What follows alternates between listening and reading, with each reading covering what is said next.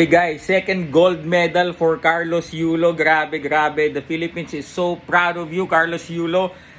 2 golds in a row. Grabe ka naman. Grabe ka naman. Sana all. Ayun, mga kaibigan. At sana, kung ano man nang nangyayari dun sa mother mo, sana, we hope na magkaayos kayo. Pero syempre, di ba, nanay mo pa din yan eh. Baka, kung ano man yung nangyari nung nakaraan, sana magkaayos kayo, di ba? At yung mga ibang kasamahan ko sa vlogging industry, naturalmente, may pang-content na naman, iniisip ko, ano kaya, gawa ko kaya ng content yung, kaya lang nanay pa rin ni Carlos Yulo yan, di ba? Syempre, yan ang nagluwal kay Carlos Yulo. So, kung meron man mga differences, tapos, may mga issue tungkol sa pera, ngayon, sobra-sobra, second gold.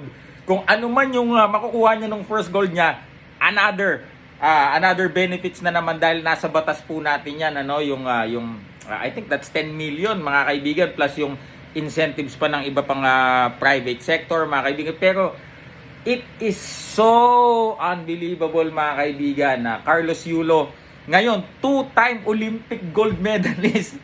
Di ba? Parang araw lang pagitan. 2 araw lang yata mga kaibigan. Pero syempre, credits pa rin sa nagsimula ng lahat ng ito. Kung hindi naman din dahil sa nagawa ni Heidelin Diaz, siguro hindi mabubus yung moral ng iba nating mga atleta, mga kaibigan. At for sure, dadami na po ang gymnast athletes, mga kaibigan natin sa bansa. Ayan, pero grabe, Carlos Yulo, nakakapangilabot, mga kaibigan. Hindi lang natin pwedeng ipakita dito yung mga video dahil grabe ang pag-copyright ng Olympics, mga kaibigan. Sobrang higpit nila. So, ayun, congratulations Carlos Yulo for sure. Not only once but twice, mga kaibigan. For sure, you made all of us Filipino proud. Congratulations, Carlos Yulo. At pag uwi mo dito, you will become an instant celebrity, endorsement, left and right, mga kaibigan.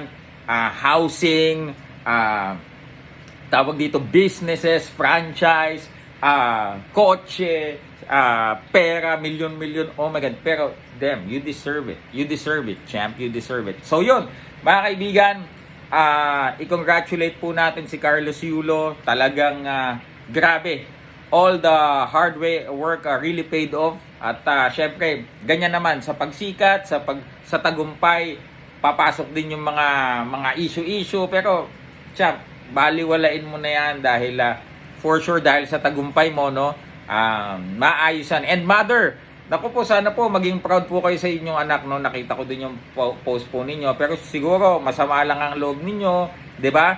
O di kaya naman 'di ba, may konting bitterness, pero sana po magkaayos po kayong pamilya dahil I think naman Carlos is a very very good son. Yun lang po mga kaibigan. Silver Voice TV, nako, sulit po ang puyat na naman. Peace.